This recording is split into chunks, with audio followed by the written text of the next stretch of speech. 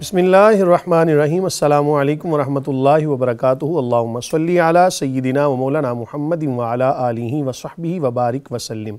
رب اشرح لی صدری ویسر لی امری واحلل عقدۃ من لسانی یفقہوا قولی واجعل لی وزیرا من اہلی آمین یا رب العالمین۔ ناظرین و سامعین، آپ دیکھ رہے ہیں مفتی آن لائن اور میں ہوں مفتی سخاوت منیر نعیمی۔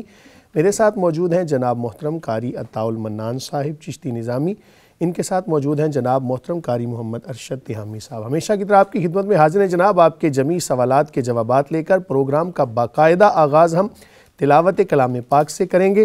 تلاوت کلام پاک کریں گے جناب محترم قاری عطاء المنان صاحب۔ اعوذ باللہ من الشیطان الرجیم، بسم اللہ الرحمن الرحیم۔ ام تريدون ان تسألوا رسولكم كما سئل موسى من قبل ومن يتبدل الكفر بالإيمان فقد ضل سواء السبيل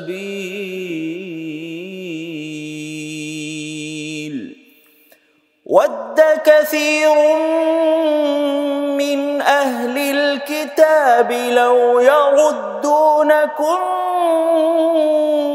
من بعد إيمانكم كفارا حسدا من عند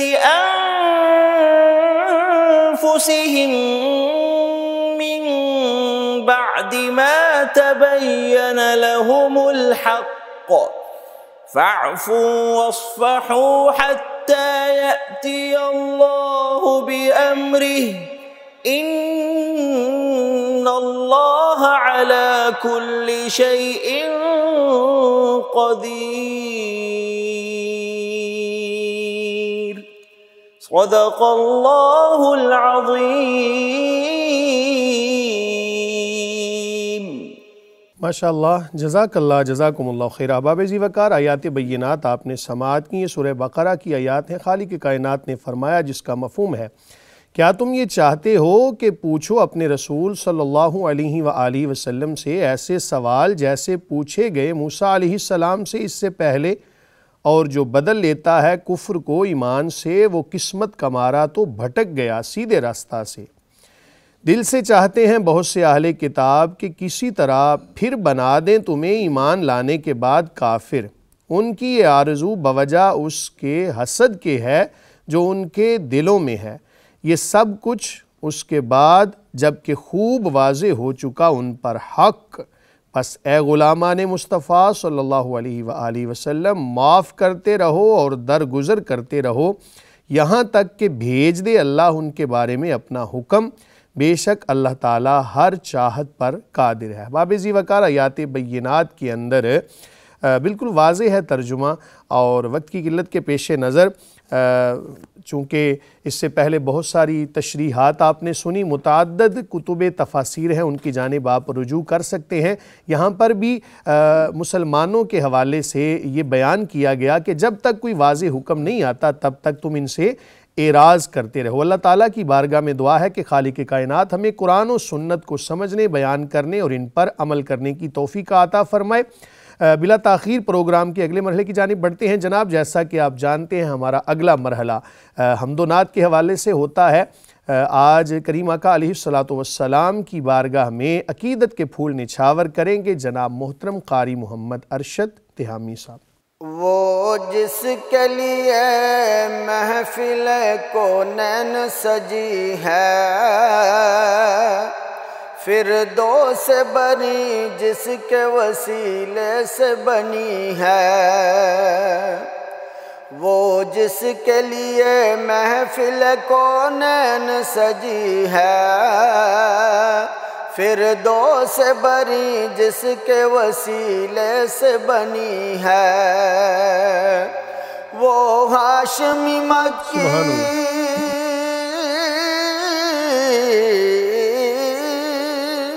وہ ہاشمی مکی مدنی العربی ہے، وہ میرا نبی میرا نبی میرا نبی ہے،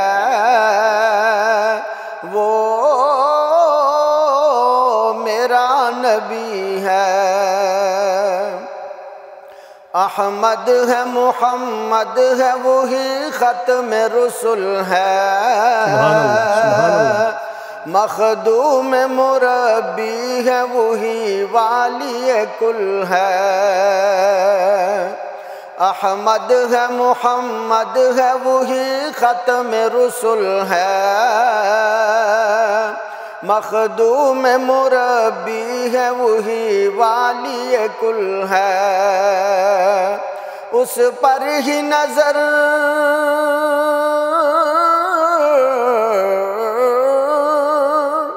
اس پر ہی نظر سارے زمانے کی لگی ہے، وہ میرا نبی میرا نبی میرا نبی ہے، وہ میرا نبی ہے۔ وہ ذات کے جو مظہر لولا کلمہ ہے، وہ صاحب رف رف شب معراج ہوا ہے۔ وہ ذات کے جو مظہر لولا کلمہ ہے، وہ صاحب رف رف شب معراج ہوا ہے۔ اسرا میں امامت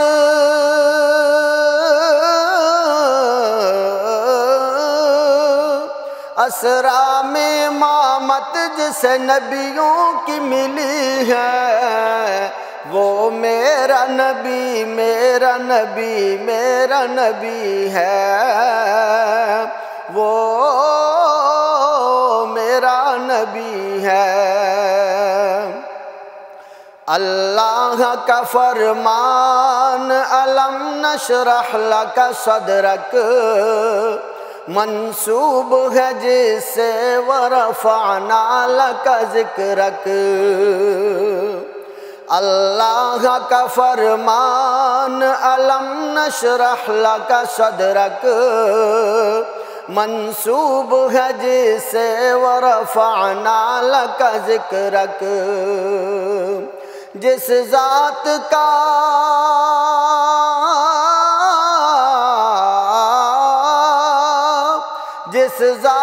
کا قرآن میں بھی ذکر جلی ہے، وہ میرا نبی میرا نبی میرا نبی ہے، وہ میرا نبی ہے۔ مزمل و یاسین و مدثر و طٰہٰ، کیا کیا نے القاب سے مولا نے پکارا۔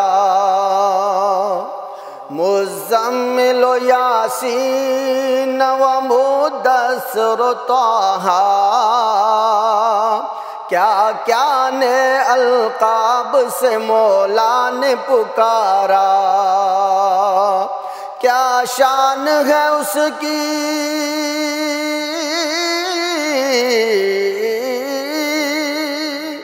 کیا شان ہے اس کی کہ جو امی لقبی ہے، وہ میرا نبی میرا نبی میرا نبی ہے، وہ میرا نبی میرا نبی میرا نبی ہے، وہ میرا نبی ہے۔ ماشاءاللہ، جزاک اللہ، جزاکم اللہ خیر۔ احباب ذی وقار، نعت رسول مقبول صلی اللہ علیہ وآلہ وسلم، آپ نے سماعت کی، بڑی ہی محبت کے ساتھ انہوں نے اس نعت کو پیش کیا، اور لکھنے والے نے بھی کمال کیا کہ جس کے اندر معراج کا تذکرہ، جس کے اندر کریم آقا علیہ السلام کی صفات کا صدقہ، اللہ تعالی ہم سب کو نبی کریم صلی اللہ علیہ وآلہ وسلم کی صفت و ثنا کرنے کی توفیق عطا فرمائے۔ پروگرام کے اگلے مرحلے کی جانب بڑھتے ہیں جناب۔ جیسا کہ آپ جانتے ہیں ہمارا اگلا مرحلہ سوالات و جوابات کی نشست پر مشتمل ہوتا ہے۔ آج کے سوالات کی جانب بڑھتے ہیں۔ قاری صاحب کون سے آج کے سوالات موصول ہوئے؟ جی مفتی صاحب، آج ہمیں واٹس ایپ پر ایک سوال موصول ہوا ہے، وہ میں پلے کر دیتا ہوں، آپ سنیے گا، پھر آپ اس کا جواب دیجیے گا۔ السلام علیکم ورحمۃ اللہ وبرکاتہ۔ کیا حال ہے مفتی صاحب؟ جناب ٹھیک ہو، خیریت ہے؟ سر میرا ایک سوال ہے، میرا نام عبد الخالق ہے، میں سعودی عرب میں رہتا ہوں۔ جناب میرا ایک سوال ہے، ادھر سعودی عرب میں ہمارا اقامہ جو ہے وہ ختم ہو گیا، اقامہ نہیں ہے ابھی۔ اگر ہم شہر جاتا ہے یا جمعہ پڑھنے میں جاتا ہے تو ہم کو تھوڑا خوف ہے شرطے کا، کیوں جو نا شرطہ ابھی ہمارے لیے مشکل ہے، وہ کدھر بھی ہم کو پکڑ لے تو سیدھا وہ پاکستان بھیج دے گا، اور شرطے کی خوف کی وجہ سے ہم مسجد میں جمعہ پڑھنے کے لیے نہیں جاتا۔ کیا ایسی صورت میں ہم کو گناہ تو نہیں ہے؟ کیونکہ ہے تو ہمارا مجبوری، اس مجبوری کے لیے ہم خوف کرتا ہے بھئی جاؤں گا تو شرطہ پکڑ لے گا، اس لیے ہم جمعہ نماز نہیں پڑھنے جاتا مسجد میں۔ صحیح ہے، آپ مہربانی کر کے ہمارے سوال کا جواب ضرور دیں۔ جی مفتی صاحب، سعودیہ میں یہ بھائی رہتے ہیں اور وہ کہہ رہے ہیں کہ میری اقامہ کی جو مدت ہے وہ ختم ہو گئی ہے۔ اس بھائی نے ریونیو کرواتے ہیں ظاہر ہے کہ فیس دے کر، وہ فیس نہیں ہوگی اس کے پاس، مجبوراً یہ گھر میں رہ رہا ہوگا، اور پھر یہ کہہ رہا ہے کہ میں جمعہ پڑھنے مسجد میں نہیں جا سکتا چونکہ شرطہ مجھے پکڑ لے گا۔ تو وہ بعض مرتبہ ایسا ہوتا ہے کہ 2-4 مہینے لگ جاتے ہیں فیس کے پیسے جمع کرنے کے لیے، تو یہ بھائی اسی مشکل میں پھنسا ہوگا، تو جمعہ پڑھنے نہیں جاتا، تو مجبوری ہے، تو یہ اسے گناہ ہوگا یا نہیں، یہ ذرا بتا دیجیے۔ بسم اللہ الرحمن الرحیم۔ آپ یہ بات ہمیشہ یاد رکھیں کہ ہر گناہ کی ایک اپنی نوعیت ہوتی ہے۔ یہ پوچھنا کہ شرطے کی وجہ سے جب میں مسجد میں نہیں جاؤں گا گناہ گار ہوں گا یا نہیں، آپ کا سوال یہ ہونا چاہیے تھا کہ جو میں غیر قانونی طریقے سے وہاں پر رہ رہا ہوں، میرا یہ ایسے رہنا کیسا ہے؟ تو ہمیں بعض دفعہ ایک گناہ جس کے اوپر فوکس ہوتا ہے وہ نظر آ جاتا ہے، اور جو حقیقی صحیح معنوں میں گناہ کی جڑ ہے وہ نظر نہیں آتی۔ یاد رکھیں کہ کسی بھی ملک کے اندر اس حوالے سے رہنا، اس طریقہ کار پر رہنا کہ جس کی وجہ سے ہتک عزت ہوگی اور ملک کا بھی نام بدنام ہوگا، یہ شرعاً جائز نہیں ہے۔ آپ کا جمعہ پڑھنے کا جو مسئلہ ہے وہ تو بعد کی بات ہے، پہلے آپ کا ایسی صورتحال کے اندر کسی ملک کے اندر رہنا وہ شرعاً جائز نہیں ہے جناب۔ کوئی بھی ایسا بندہ کہ جو غیر قانونی طریقہ کار سے کسی اور ملک میں جاتا ہے وہ شرعی طور پر بھی مجرم ہے، قانونی طور پر بھی مجرم ہے۔ یاد رکھیں کہ ہر ملک کو ملت کے اپنے قوانین ہیں، تو ان قوانین کو فالو کرتے ہوئے آپ جناب مستامن بن کے جائیں۔ مستامن کا مطلب ہوتا ہے امن طلب کر کے جانا، اس کو اگر عام زبان میں ہم استعمال کریں تو ویزا لے کے جانا، اور وہاں کے تمام تر قوانین پر پھر عمل کرنا لازم ہوگا۔ اس لیے آپ کا اس طرح رہنا یہ جائز نہیں ہے۔ اپنے آپ کو حد کے عزت سے بچائیں جناب، اور اپنی عزت کو داؤ پہ نہ لگائیں۔ اگر وہ پکڑ لیں گے تو یقینی طور پر آپ کے اوپر جو بیتے گی وہ تو ہے ہی، لیکن ساتھ ملک کے حوالے سے بھی کوئی اچھا پہلو نہیں جائے گا۔ تمام وہ لوگ کہ جو غیر قانونی طریقہ کار سے کسی اور ملک میں رہتے ہیں، یار ایک مجھے یہ سمجھ نہیں آتی کہ پتہ نہیں ہمارا اللہ تعالیٰ کی ذات پہ توکل نہیں ہے۔ ایک حدیث مبارکہ آپ کے پیش نظر ہے جناب، سب کے پیش نظر ہونی بھی چاہیے۔ کریم آقا علیہ السلام نے فرمایا، جس کا مفہوم ہے کہ اگر تمہیں اللہ تعالیٰ کی ذات پر توکل ہو، ایسا توکل کہ جیسا توکل کرنے کا حق ہے، بھروسہ کرنے کا حق ہے، تو اللہ تعالیٰ تمہیں ایسے رزق عطا فرمائے جس طرح پرندوں کو رزق عطا فرماتا ہے کہ صبح کو پرندے بھوکے اپنے گھونسلوں سے نکلتے ہیں اور رات کو جب واپس آتے ہیں تو جناب ان کے پیٹ بھرے ہوتے ہیں۔ تو جو رزق اللہ تعالیٰ نے مقدر میں لکھ دیا ہے نا، وہ کسی نہ کسی طریقے سے ضرور ملے گا۔ پتھر کے اندر ایک کیڑا ہے، اللہ تعالیٰ اس کو بھی رزق عطا فرماتا ہے۔ تو ہمیں اسباب جو حلال طریقے والے ہیں نا ان کو اختیار کرنا چاہیے۔ اس لیے آپ اگر اس وجہ سے جمعہ پڑھنے نہیں جاتے، پہلا گناہ تو ہے ہی، اور دوسرا گناہ آپ کر رہے ہیں کہ جمعہ پڑھنے نہیں جا رہے۔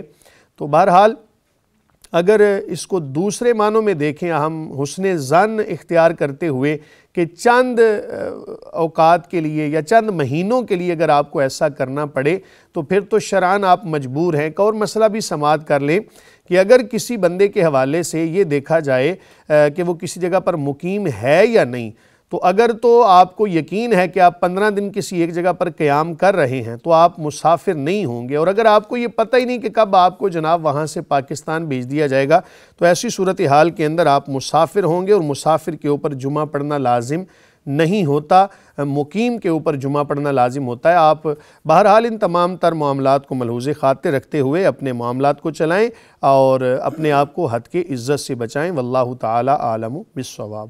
جی مفتی صاحب، اگلا ایک سوال واٹس ایپ پر ہمیں موصول ہوا ہے، میں پلے کرتا ہوں، آپ جواب دیجئے گا۔ جی السلام علیکم۔ جی کر صاحب، میرا نام محمد شعبان ہے، چونکہ مرصدو لاہور سے بات کر رہا ہوں، اور مفتی صاحب سے پوچھنا چاہ رہا تھا کہ مرد حضرات دستانے پہن کر نماز پڑھ سکتے ہیں، اور چادر کی بکل مار کر چادر لے کر میں اپنا نماز پڑھنا، اس میں شریعت کا کیا حکم ہے؟ جی مفتی صاحب، یہ شعبان بھائی نے سوال کیا چونکہ یہ مرصدو سے کہ ایک تو چادر کی بکل مار کے نماز پڑھنا جائز ہے یا نہیں، دوسرا ہاتھوں پر دستانے باندھ کر نماز پڑھنا جائز ہے یا نہیں۔ بسم اللہ الرحمن الرحیم۔ حالت نماز کے اندر وہی حیت اختیار کرنا کہ جو رسول اللہ صلی اللہ علیہ وآلہ وسلم سے منقول ہے، اسی طرح نماز پڑھنا ضروری ہے۔ اس کے اندر کوئی بھی رد و بدل اپنی طرف سے کرنا جائز نہیں ہوتا۔ مثلا کچھ چیزیں ایسی ہیں کہ جن کا تعلق سنت کے ساتھ ہے، کچھ ایسی اشیاء ہیں کہ جن کا تعلق واجبات کے ساتھ ہے، فرائض کے ساتھ ہے، شرائط کے ساتھ ہے، تو تمام تر چیزوں کو مد نظر رکھتے ہوئے ان کو ان کے مقام و مرتبہ میں رکھ کر نماز ادا کرنا، یہی ادب کا تقاضا ہے۔ یاد رکھیں کہ اگر آپ نے، جس طرح آپ اس کو بول رہے ہیں چادر کی بکل مارنا، تو بکل اگر تو اس طرح کی ہے، میں الفاظ آپ کے استعمال کر رہا ہوں تاکہ آپ کو مسئلہ سمجھ میں آ جائے، کہ جس کی وجہ سے آپ کا چہرہ چھپ گیا، تو چہرہ نماز کے اندر چھپانا یہ مکروہ ہوتا ہے۔ جان بوجھ کر چہرہ نہیں چھپانا چاہیے۔ ہاں کوئی عذر بن گیا، کوئی ایسی مجبوری بن گئی، آپ کو اللہ نہ کرے کوئی ایسی بیماری لگے کہ جس کی وجہ سانس کا کوئی مسئلہ ہے، یا آپ یہ سمجھتے ہیں کہ اس بیماری کی حالت میں اگر میں سانس لوں گا تو عین ممکن ہے کہ جناب میرے جو جراثیم ہیں وہ کسی اور کو لگ جائیں گے، تو ایسی صورتحال کے اندر ماسک پہننا یا چہرے کو چھپا لینا یہ بامر مجبوری جائز ہوگا۔ جس طرح آپ نے دیکھا کورونا کے جب معاملات تھے تو اس حوالے سے بڑی جناب لمبی لمبی ابحاث سننے کو ملتی تھیں، تو بہرحال عذر کی بنا پر اگر چہرہ چھپا لیا تو شرعاً جائز ہوگا۔ اگر عذر نہیں ہے، سردی کا لگنا یہ کوئی خاص عذر نہیں ہے، تو اپنے چہرے کو ظاہر کر کے ہی نماز ادا کریں۔ اگر اس کے علاوہ چہرہ آپ کا ظاہر تھا، آپ نے اس سے نیچے والا جو حصہ ہے، گردن سے نیچے حصہ، اس کو جناب آپ نے چادر سے کور کر لیا تو نماز پڑھنا جائز ہے، اس میں کوئی قباحت نہیں ہے۔ ہاتھوں کے اوپر گلوز پہننا یہ بھی جائز ہے، چونکہ اس میں شریعت نے کوئی ممانعت نہیں فرمائی، تو اگر ہاتھوں کے اوپر آپ نے دستانے پہنے، گلوز پہنے ہیں تو نماز پڑھ سکتے ہیں۔ اس کے علاوہ چہرہ نہیں چھپائیں، اور اگر چادر آپ نے لی ہے تو کوئی قباحت نہیں ہے۔ واللہ تعالی عالم بالصواب۔ اسی سے متعلق پاؤں پر اگر کوئی کپڑا وغیرہ چڑھا لیتا ہے یا موزے وغیرہ، بالکل، یہ تو دیکھیں سردی کی حالت میں آپ دیکھتے ہیں جرابیں، اور نبی کریم صلی اللہ علیہ وآلہ وسلم کی مبارک سنت سے ثابت ہے کہ کریم آقا علیہ الصلاۃ والسلام نے موزے استعمال فرمائے اور ان کے اوپر مسح بھی فرمایا۔ تو یہ چیزیں ہیں کہ پاؤں کا چھپا لینا، ہاتھوں کا چھپا لینا، یہ شرعاً جائز ہے، اس میں کوئی قباحت نہیں ہے۔ صرف چہرے کو آپ نے ظاہر رکھنا ہے، اور سر کو آپ ڈھانپ لیں، سر کا ڈھانپنا سنت ہے، چہرے کا کھلا ہونا سنت ہے۔ ہاتھوں کے حوالے سے کوئی جناب اس میں قباحت نہیں ہے، پاؤں چھپا سکتے ہیں، ظاہر بھی کر سکتے ہیں، لیکن یاد رکھیں اصول آپ نے مد نظر رکھنا ہے جناب کہ مرد کے لیے جو حصہ سطر ہے اس کا چھپانا لازم ہے، خاتون کے لیے بھی جو جسم کا حصہ سطر جس کو کہا جاتا ہے اس کا چھپانا لازم ہے۔ اگر ان میں سے کوئی چیز کھل گئی، مرد کے سطر میں سے کوئی چیز کھل گئی یا خاتون کے سطر میں سے، نماز ٹوٹ جائے گی، اس کو نماز کو دوبارہ سے ادا کرنا پڑے گا۔ کور کرنے کے حوالے سے صرف آپ نے چہرہ ظاہر رکھنا ہے۔ ایک بہن نے ایک مسئلہ پوچھا ہے کہ اگر خاوند بیوی کو ماں، بہن، بیٹی بول دے تو کیا نکاح ٹوٹ جاتا ہے یا دوبارہ بیوی سے نکاح کرنا ہوگا؟ رہنمائی فرما دیجیے۔ بسم اللہ الرحمن الرحیم۔ ہمارے ہاں ایک یہ بات بھی پائی جاتی ہے کہ اگر کسی خاوند نے اپنی بیوی کو جناب کہہ دیا ماں، بہن، بیٹی یا اس طرح کے الفاظ منہ سے نکل گئے تو عرف کے اندر یہ بات پائی جاتی ہے کہ پتہ نہیں نکاح ختم ہو گیا یا جناب یہ اب اتنے مساکین کو کھانا کھلائے۔ یاد رکھیں کہ ایسے الفاظ بیوی کو کہنے نہیں چاہیے۔ ماں کہہ دینا، بیٹی کہہ، بعض لوگوں کی عادت ہوتی، تکیہ کلام بنا ہوتا ہے، کچھ لوگ بات کرتے ہوئے یہ کہتے ہیں کہ میری ماں یہ کام کر لے یا بہن یہ کام کر لے یا بیٹی یہ کام کر لے، تو اس طرح کے الفاظ بیوی کے لیے استعمال کرنا کراہت پر مبنی ہے۔ تاہم اگر ایسے منہ سے نکل گیا تو کچھ بھی نہیں ہوگا، ایسے ہی بات کرتے ہوئے منہ سے نکل گیا۔ لیکن یہ مسئلہ آپ نے یاد رکھنا ہے کہ اگر کسی عرف کے اندر طلاق دینے کے لیے یہ الفاظ استعمال ہوتے ہیں، ماں، بہن یا بیٹی کے الفاظ اگر حرمت کے طور پر اس نے استعمال کیے تھے، وہ کہتا ہے میری نیت طلاق دینے کی تھی، تو ایسی صورتحال کے اندر طلاق واقع ہوگی۔ لیکن جہاں پر عرف ہی یہ پایا جاتا ہے کہ جہاں پر طلاق دینے کے لیے ماں، بہن یا بیٹی کے الفاظ استعمال کیے جاتے ہیں، تو ایسی صورتحال کے اندر عرف کو مد نظر رکھتے ہوئے طلاق کے جناب وہ سری طلاق واقع ہوگی، وہاں پر کنایہ نہیں ہوں گے یہ الفاظ۔ اور اگر کسی جگہ پر یہ الفاظ متعارف نہیں ہیں تو وہاں پر کچھ بھی واقع نہیں ہوگا۔ لیکن اگر کسی بندے نے، جس کو زہار کہا جاتا ہے، اگر کسی بندے نے اپنی ماں، بہن یا بیٹی کے ساتھ تشبیہ دیتے ہوئے کوئی ایسے الفاظ استعمال کی کہ تو مجھ پر میری ماں کی مثل ہے یا میری ماں کی طرح ہے، یا اس طرح کے تشبیہ والے الفاظ استعمال کیے، تو ایسی صورتحال کے اندر زہار واقع ہوگا۔ اور زہار کے حوالے سے یاد رکھیں کہ جب تک کفارہ نہیں دے گا، پارہ نمبر 28 کے شروع میں اس کی تفصیل بھی بیان کی گئی ہے اور اس کے حوالے سے کفارہ بھی بیان کیا گیا۔ اپنی بیوی کے پاس جانے سے پہلے وہ کفارہ ادا کرے گا تو جا سکے گا، ورنہ پھر وہ اس کے اوپر حرام ہوگی۔ واللہ تعالی عالم بالصواب۔ جی مفتی صاحب، ایک بھائی نے ایک سوال پوچھا ہے کہ گزشتہ 4 سال سے پیشاب کے قطروں کا مریض ہوں، مگر شدت بہت زیادہ نہیں ہے اور الحمدللہ 5 وقت کا نمازی بھی ہوں۔ پیشاب کی کتنی مقدار کپڑے کو ناپاک کر دے گی؟ لباس میں کون سی چیزیں شامل ہیں؟ اگر انڈر ویئر یا نیچے والا پاجامہ یا اوپر والی شلوار یا پینٹ سب لباس میں شمار ہوں گی یا نہیں؟ اس مرض کا مریض کیسے جسم اور لباس کو پاک رکھ سکتا ہے؟ رہنمائی فرما دیجیے۔ بسم اللہ الرحمن الرحیم۔ اس سے پہلے بھی کوئی 1-2 پروگرامز کے اندر ہم نے اس کے حوالے سے تفصیلی بحث کی تھی۔ یاد رکھیں کہ اسلام ہر معاملے کے اندر ہماری رہنمائی کرتا ہے، چھوٹی سے چھوٹی چیز سے لے کر بڑی سے بڑی چیز تک ہمارے لیے رہنمائی فراہم کرتا ہے، اور ان پر عمل کرنے میں ہی عافیت ہے۔ اب دیکھیں کہ اگر اسلام ہمیں واش روم کے حوالے سے پاکی ناپاکی کے بارے میں کھل کے بیان نہ کرے تو ہمارے لیے ایک تشنگی رہتی، تو اسلام کا یہ حسن ہے کہ اس نے تمام چیزوں کے حوالے سے وضاحت کر دی۔ یاد رکھیں کہ اپنے جسم کو پاک رکھنا یہ ایک فریضہ ہے، فرض ہے بندے کے اوپر کہ اپنے جسم کو پاک رکھنا۔ اب سوال یہ ہے کہ اب چونکہ آپ کے سوال کا تعلق 2-3 چیزوں کے ساتھ ہے۔ پہلی بات تو یہ یاد رکھیں کہ ہر وہ کپڑا کہ جو جسم کے ساتھ مس کر رہا ہے وہ لباس کے اندر شامل ہوتا ہے، چاہے اس کا تعلق انڈر ویئر کے ساتھ ہو، چاہے پاجامے کے ساتھ ہو، چاہے جناب آپ نے وہ مفلر لیا ہوا ہے، مفلر کہہ لیں اس کو، جو بھی آپ نام دیتے ہیں، پٹکا کہہ لیں اس کو، چادر کہہ لیں، تو جو بھی آپ کے جسم کے ساتھ کپڑا مس کر رہا ہے وہ لباس کے اندر ہی شمار ہوگا۔ آپ نے کوٹ پہنا ہوا ہے، واسکٹ پہنی ہوئی ہے، تو کوئی بھی چیز وہ ساری کی ساری آپ کے لباس میں شامل ہوں گی، تو ہر چیز کا پاک رکھنا لازم ہے۔ مثال کے طور پر آپ کے کپڑے کے ساتھ کسی ایک جگہ پر نجاست لگی ہوئی تھی، تو یاد رکھیں وہ نجاست صرف اسی جگہ تک محدود ہے، اس کا مطلب یہ نہیں کہ سارے کا سارا کپڑا ہی ناپاک ہو گیا۔ مثلا کسی بندے نے مفلر لیا ہوا ہے تو اس کے ایک کونے کے اوپر نجاست لگی ہے، اگر بالفرض اس کو کاٹ دیتا ہے تو باقی مفلر اس کا پاک ہے۔ یہ میں آپ کو سمجھانے کے لیے عرض کر رہا ہوں۔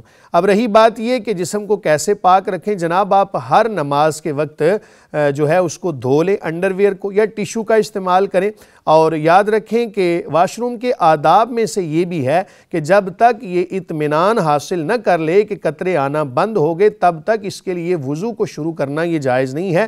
پہلے اپنی طرف سے مکمل طور پہ استبراء کرے، پیشاب کی نالی ہے اس کو صاف کر لے اچھے طریقے سے جس طرح بھی ممکن ہے، کھانسنے کے ساتھ ہے، کروٹ بدلنے کے ساتھ ہے، چلنے کے ساتھ ہے، ٹیشو کا استعمال کر لے، اگر کسی گاؤں دیہات میں رہتا ہے تو مٹی کے ڈھیلوں کا استعمال کر لے۔ تو جب اس کو اطمینان ہو جائے کہ اب پیشاب کے قطرے نہیں نکلیں گے تب یہ وضو کو شروع کرے۔ اس سے پہلے وضو شروع کرے گا تو جیسے ہی وضو شروع کرے گا اگر پیشاب کا قطرہ نکل گیا تو اس کو دوبارہ سے وضو کرنا پڑے گا اور کپڑے بھی ناپاک ہوں گے۔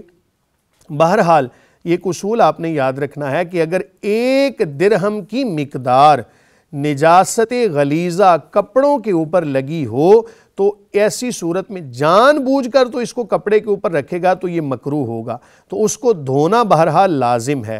اگر نہیں دھوتا بالفرض کوئی ایسی مجبوری بن گئی تو 1 درہم تک تو وہ معاف ہے۔ ایسی صورتحال کے اندر اگر نماز پڑھ لے گا تو نماز ہو جائے گی، لیکن جان بوجھ کے ایسا نہیں کرنا چاہیے۔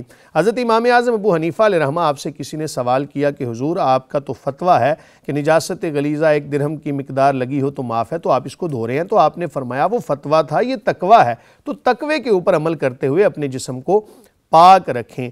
یاد رکھیں کہ اگر دوران نماز ایسا معاملہ ہو گیا تو آپ کی نماز فاسد ہو جائے گی، اس لیے اپنے آپ کو مکمل طور پہ پاک رکھیں، علاج بھی کروائیں۔ اور اگر ایک ایسا پوائنٹ آ گیا کہ جہاں پہ جا کے جناب آپ کے پاس کوئی چارہ نہیں بچا تو پھر اگر ایسی صورتحال کے اندر آپ نماز پڑھ لیں گے نماز ہو جائے گی، لیکن آپ نے یاد رکھنا ہے اصول کہ جیسے ہی نماز پڑھیں گے آپ کا وضو فاسد سمجھا جائے گا، ہر نماز کے لیے آپ کو تازہ وضو کرنا پڑے گا۔ اس سے پہلے بھی ہم نے کوئی 1-2 پروگرامز کے اندر اس کی وضاحت کی، اس کو بھی مکمل طور پہ سن لیجئے گا۔ واللہ تعالی عالم بالصواب۔ آپ نے فرمایا کہ نجاست غلیظہ 1 درہم کے برابر لگی ہو تو وہ معاف ہوگی، تو پھر آپ نے یہ بھی فرمایا کہ اگر کسی نے جان بوجھ کر اس کے ساتھ نماز پڑھ لی تو اس کی نماز مکروہ ہوگی۔ ایسا عمل مکروہ ہے، ایسا عمل مکروہ، تو نماز ہوگی یا نہیں اس کی؟ نماز تو ہو جائے گی لیکن عمل مکروہ ہے نا۔ نماز نام اس چیز کا تو نہیں جناب رکوع سجدہ کرنا، اصل تو چیز ہے کہ اپنے آپ کو مکمل پاکیزہ رکھ کے تو اللہ کی بارگاہ میں حاضر ہوں۔ فرض ذمہ سے ساقط ہو جائے گا لیکن نماز کا حسن جو ہے اس کے اندر بہرحال یہ ایک سوالیہ نشان ہے۔ یہ بھی آیا تھا کہ اگر معلوم ہو کہ یہاں نجاست لگی ہوئی ہے اور 1 درہم کے برابر ہے تو نماز ہوتی نہیں، اگر جان بوجھ کیسے کیا؟ نہیں دیکھیں، اگر مجبور، میں نے اس لیے عرض کیا نا کہ اگر مجبوری بن گئی آپ کے پاس کوئی ایسی چیز اویلیبل نہیں ہے تو آپ ایسی حالت میں نماز پڑھ لیں، لیکن اس کو بہرحال دھو لینا یہ زیادہ بہتر ہے۔ مفتی صاحب اگلا سوال، ایک بہن نے یہ سوال کیا کہ ہماری اولاد نہیں ہے، 11 سال ہو گئے، کاروبار میں بھی بہت زیادہ مسائل ہیں، تو اس نے ساتھ میں اپنی وائس بھی بھیجی ہے، میں پلے کرتا ہوں، آپ سنیے گا۔ السلام علیکم، وہ میں نے آپ کو وائس میسیج بھیجا تھا، آپ نے مجھے بتایا نہیں ہے کچھ پڑھنے کے لیے، آپ ہمیں دے دیں، آپ نے بس سمپل اوکے لکھ کے وہ سینڈ کر دیے۔ آپ کائنڈلی ہم سے رابطہ کریں، میں آپ کو کال کر رہی ہوں، آپ یا تو میری کال ریسیو کریں یا مجھے پڑھنے کے لیے کوئی وظیفہ دیں۔ جی مفتی صاحب اس کا جواب دیجیے گا۔ بسم اللہ الرحمن الرحیم۔ پہلی بات تو یہ یاد رکھیں بہنا کہ ہم آپ جو سوال ہمیں بھیجتے ہیں نا واٹس ایپ کے اوپر، ہم اس کا جواب واٹس ایپ کے اوپر نہیں دیتے، ایک ترتیب کے ساتھ سوالات میرے پاس آتے ہیں اور میں ان کا جواب عرض کر دیتا ہوں۔ اور یہ بھی مسئلہ آپ نے یاد رکھنا ہے کہ میرے پاس وہ نمبر نہیں ہوتا، وہ نمبر ادارے کے پاس ہوتا ہے، جیسے ہی سوال، اور وہاں پر سوالات جمع ہوتے رہتے ہیں۔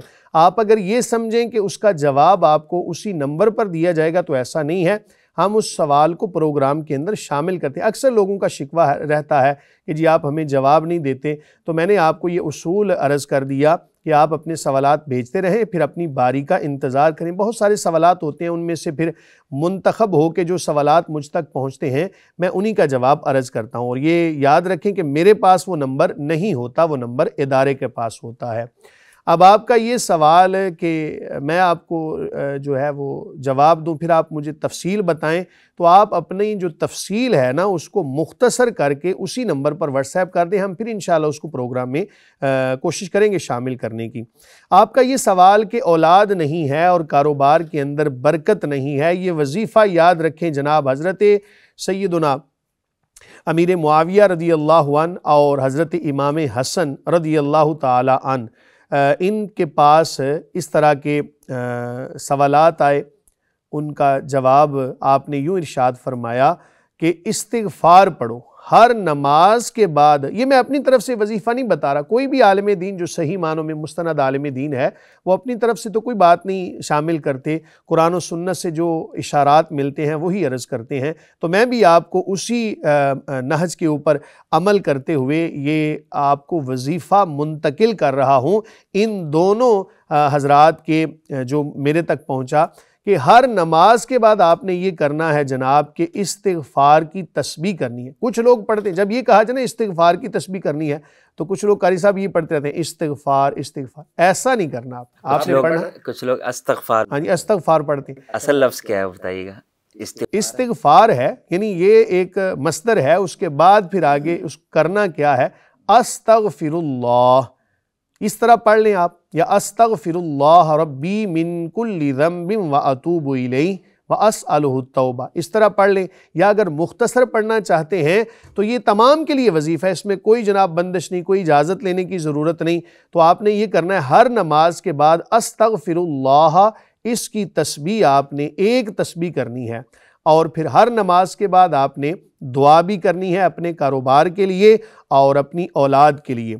اب یہ جو روایت آپ کے سامنے پیش کی ہے نا، بڑا لطف آیا پڑھنے کے بعد، کہ جب انہوں نے یہ وظیفہ دیا نا آگے منتقل کیا تو اللہ تعالیٰ نے درجن کے قریب ان کو بیٹے عطا فرمائے۔ اب آپ اس سے اندازہ کر لیں کہ کتنی فضیلت ہوگی۔ ہمارے ہاں یہ بھی ایک مسئلہ ہوتا ہے کہ جب کوئی وظیفہ بتائے نا تو ہم کہتے ہیں جی ہمیں کوئی ایسا وظیفہ ہو کہ جس کے اندر نا عملیات ہوں، تعویذات ہوں، اور جناب کچھ لکھا ہوا ہو، کچھ جلانے کے لیے ہو، کچھ چھڑکاؤ کے لیے ہو، کوئی پانی ہو، تو اسی کو وظیفہ سمجھتے ہیں۔ یہ استغفار بذات خود ایک عبادت ہے جناب، اور جب ان حضرات کے توسل سے آپ اس نیت کے ساتھ پڑھیں گے تو انشاءاللہ العزیز آپ کو اولاد کی دولت بھی ملے گی اور دنیاوی رزق بھی ملے گا۔ اور آج کے دور میں یہ بھی ایک مسئلہ ہے کہ جس کے زیادہ بیٹے ہوں، زیادہ اولاد ہوں، اس کے حوالے سے کوئی اچھا تصور نہیں جاتا۔ اس زمانے کے اندر جس کی زیادہ اولاد ہوتی تھی اس کو مالدار سمجھا جاتا تھا۔ بہرحال اس وظیفے کو جاری رکھیں، انشاءاللہ العزیز آپ کے بگڑے ہوئے تمام کام اچھی نیت کے ساتھ کریں گے، نماز کے بعد کریں گے، ضرور انشاءاللہ آپ کو ملے گا۔ اللہ تعالی ہمیں سمجھنے کی توفیق عطا فرمائے۔ جی بہن مفتی صاحب نے آپ کو جواب دیا، قرآن و حدیث سے جواب دیا۔ حدیث پاک میں بھی آتا ہے من لزم الاستغفار جعل اللہ من کل ضیق مخرجا ومن کل ہم فرجا ویرزقہ من حیث لا یحتسب۔ جو شخص استغفار کو اپنے لیے لازم کر لے گا، اللہ تعالیٰ ہر تنگی سے کشادگی کے راستے اس کے لیے کھول دے گا، اس کے سارے غم اللہ تعالیٰ دور کر دے گا اور اس کا کاروبار بھی کھول دے گا، چونکہ اگلا لفظ ہے وَيَرْزُقْهُ مِنْ حَيْثُ لَا يَحْتَسِبُ، اللہ ایسی جگہ سے رزق عطا فرمائے گا جہاں سے اس کا وہم و گمان بھی نہیں ہوگا۔ تو مفتی صاحب آپ کو قرآن و سنت کی روشنی سے ہی جواب دیتے ہیں اور وظائف بھی قرآن و سنت ہی سے بتاتے ہیں، کہ اپنی طرف سے بنائے ہوئے نہیں بتاتے۔ جو استغفر اللہ کا وظیفہ انہوں نے بتایا واقعی حدیثوں سے ثابت ہے، اس سے کاروبار بھی کھلتا ہے، غم بھی دور ہوتے ہیں اور ہر تنگی سے کشادگی کے راستے بھی کھل جاتے ہیں۔ اس لیے اپنے لیے استغفار کو لازمی کرے اور مفتی صاحب کے اس وظیفے کو آزمائے، آپ کو بہت فائدہ ہوگا۔ بہت شکریہ مفتی صاحب، اور سب احباب کا بھی بہت شکریہ جو اپنے سوالات ہمیں بھیج رہے ہیں۔ امید ہے مفتی صاحب کے قرآن و سنت کی روشنی میں دیے گئے جوابات سے آپ کو خوب رہنمائی ملی ہوگی۔ سب دیکھنے والوں سے یہ گزارش ہے کہ کسی بھی دینی، شرعی، اخلاقی اور اصلاحی معاملے میں اگر رہنمائی چاہتے ہیں تو مفتی آن لائن میں اپنے سوالات سکرین پر دیے گئے نمبر پر بھیجیں، یا آپ ہمارے سوشل میڈیا کے ذریعے بھی ہم سے رابطہ کر سکتے ہیں۔ اسی طرح واٹس ایپ پر آپ اپنے سوالات لکھ کر بھیجیے یا وائس نوٹ کے ذریعے بھیجیے۔ کالز ہم ریسیو نہیں کر سکتے۔ ہم آپ کے سوالات کو پروگرام میں شامل کریں گے اور اس کا مکمل شرعی حل بتائیں گے۔ آپ سب دیکھنے والوں کا بہت شکریہ۔ وما علینا الا البلاغ۔